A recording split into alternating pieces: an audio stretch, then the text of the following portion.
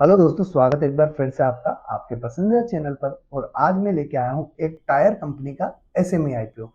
क्या ये SME company हमें एमआरएफ जैसे या फिर सीएट जैसे, अपोलो टायर जैसे या फिर बालकृष्ण इंडस्ट्री जैसे रिटर्न देगी, या फिर हमें एक नॉर्मल लिस्टिंग देखने को मिलेगी? दोस्तों, ये कंपनी बालकृष्ण इंडस्ट्री की कॉम्पिटिटर मानी जाती है और साथ ही साथ कई सारे प्रोडक्ट्स में डील करती है। टायर से रिलेटेड कई सारे प्रोडक्ट्स बनाती भी है।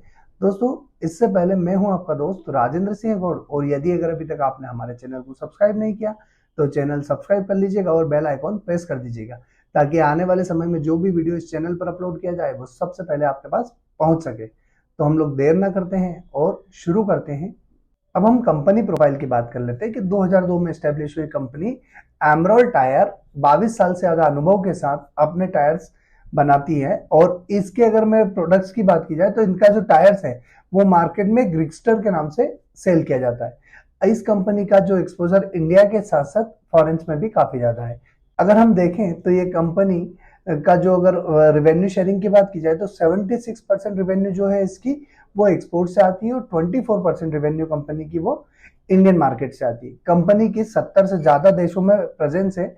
ये अपने चैनल पार्टनर्स के साथ वहां पर काम करती है। और अगर मेनली प्रेजेंस देखी जाए तो USA, UK, UAE, Russia, Belgium, Germany, Netherland, Hungary, पुर्तगाल, इटली, डेनमार्क, पोलैंड जैसी देश में इसके प्रेजेंस अवेलेबल है। कंपनी ने अपना यूएस एंड यूके में एक वेयर हाउस बना रखे हैं, वहां से ये अपने जो आउटसाइड इंडिया के कस्टमर्स हैं उनकी डिमांड के लिए वहां से सप्लाई करती है। कंपनी ने अपनी कैटेगरी जो टायर है उनको अलग अलग 5 कैटेगरी में डिवाइड किया है: solid tyre, press on band, industrial, pneumatic, wheel rims और अदर। ये कुछ कंपनी ने अपने टायर्स की अलग अलग कैटेगरीज बनाई है। इन कैटेगरीज के अकॉर्डिंग कंपनी अपने टायर्स की सप्लाई करती है और प्रोडक्शन करती है। दोस्तों, अब हम कंपनी के आईपीओ डिटेल्स की बात कर लेते हैं कि किस दिन आईपीओ ओपन होगा, किस दिन क्लोज होगा, क्या प्राइस बैंड रहेगा और कितने करोड़ का ये आईपीओ है। 5 दिसंबर के दिन ये आईपीओ ओपन होगा, 9 दिसंबर तक ये आईपीओ खुला रहेगा। 10 रुपए फेस वैल्यू वाला ये शेयर है। और प्राइस बैंड की बात करूं तो 90 रुपए से 95 रुपए का प्राइस बैंड है। 49.26 करोड़ का आईपीओ साइज है, जिसमें से 47.37 करोड़ का जो पूरा का पूरा फ्रेश इशू है, जिसमें 1,99,200 इक्विटी शेयर जो है वो ओएफएस में है। बुक बिल्ड इशू टाइप है, एनएससी का एसएमई आईपीओ। रिटेल कोटा जो है 35% है, क्यूआईबी कोटा 50% है और एनआई कोटा जो है वो 15% है। अब अगर मैं ये बात करूं कि किस दिन इसमें कितना इन्वेस्टमेंट एक लॉट के लिए लगेगा, तो 1200 शेयर का एक लॉट मिनिमम होगा इसमें, और 1,14,000 रुपए का मिनिमम इन्वेस्टमेंट रहेगा रिटेल के लिए। रिटेल के लिए जो मैक्सिमम इन्वेस्टमेंट रहेगा वो भी यही रहेगा, 1,14,000 रुपए का। और स्मॉल एचएनआई के लिए जो मिनिमम इन्वेस्टमेंट रहेगा 2 लॉट का रहेगा, 2400 शेयर का, 2,28,000 रुपए का। दोस्तों, एक बार हम कंपनी की आईपीओ डेट्स की बात कर लेते हैं कि किस दिन आईपीओ ओपन होगा, किस दिन शेयर अलॉट होंगे और किस दिन लिस्टिंग होगी। तो 5 दिसंबर के दिन आईपीओ ओपन होगा, 9 दिसंबर के दिन आईपीओ क्लोज हो जाएगा। 10 दिसंबर बेसिस ऑफ अलॉटमेंट रहेगा। 11 दिसंबर जिन भी खुशकिस्मत शेयरधारकों को शेयर अलॉट होंगे उनके डीमेट में क्रेडिट कर दिए जाएंगे, और जिनको अलॉट नहीं होंगे उनका फंड उनको रिफंड कर दिया जाएगा। और 12 दिसंबर वो डेट है जिस दिन ये आईपीओ इंडियन स्टॉक मार्केट में अपनी एंट्री करेगा, अपनी पारी की शुरुआत करेगा। अब एक बार हम इस कंपनी के फाइनेंशियल समझ लेते हैं कि फाइनेंशियल वाइज कंपनी कहाँ स्टैंड करती है। क्या इसमें पैसा लगाया जा सकता है या अभी नहीं लगाया जा सकता? तो देर न करते हुए हम इसके एक बार फाइनेंशियल्स पर नजर डालते हैं। तो अगर हम 2022 में देखें तो इसका रेवेन्यू जो है 134.70 करोड़ का था, जिसके सामने इसने एक्सपेंसेस किए 128.25 करोड़ के। 4.85 करोड़ का प्रॉफिट आफ्टर टैक्स हुआ है। और असेट्स की बात करो तो 135.56 करोड़ की हुई।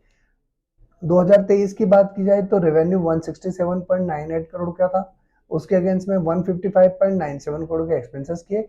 8.93 करोड़ के इन्होंने जो है प्रॉफिट आफ्टर टैक्स था। 149.77 करोड़ की इनकी असेट्स हुई।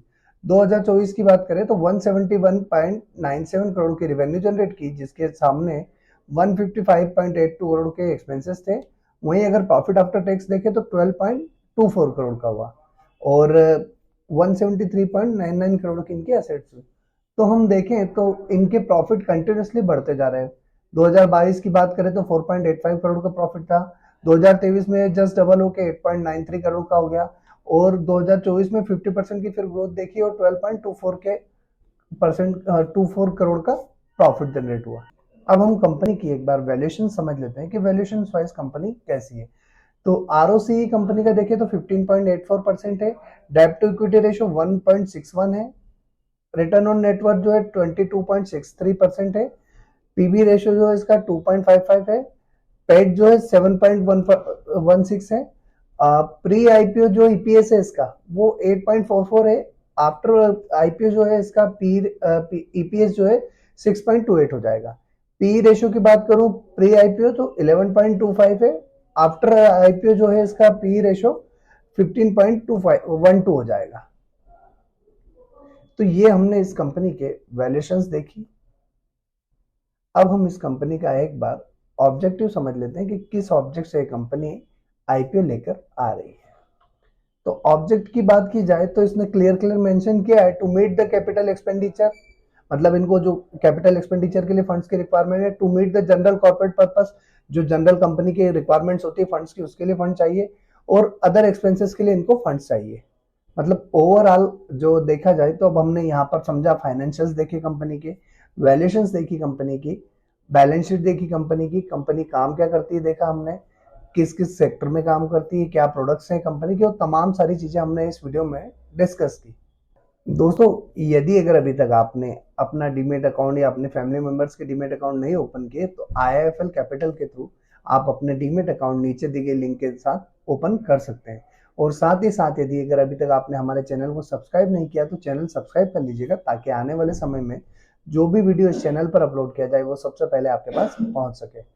और दोस्तों इसकी फाइनेंशियल कंडीशन देख के, इसकी वैल्यूएशंस देख के, इसके प्रोडक्ट्स देखते हैं तो कंपनी काफी अच्छी है, काफी वाइड रेंज है, पर अगर मैं इसके फाइनेंशियल्स देखूं या थोड़ी सी वैल्यूएशंस देखूं तो फिलहाल मुझे ये इतना अट्रैक्टिव नहीं लगता है, तो मैं तो इसको अभी अवॉइड करने जा रहा हूं। आप क्या कर रहे हैं कमेंट्स बॉक्स में कमेंट करके हमें जरूर बताइएगा कि आप इस आईपीओ में इन्वेस्ट कर रहे हैं या नहीं कर रहे हैं। और जो भी पूरा व्यू हमने इस आईपीओ पे दिया है या इस वीडियो में बताया वो सिर्फ एक नॉलेज पर्पज से है आपके लिए। आप कोई भी आईपीओ में इन्वेस्ट करने से पहले अपने रिसर्च जरूर करें, या फिर आप अपने फाइनेंशियल एडवाइजर या कंसल्टेंट से एक बार उसके लिए एडवाइस जरूर लें, उसी के बाद निवेश करें।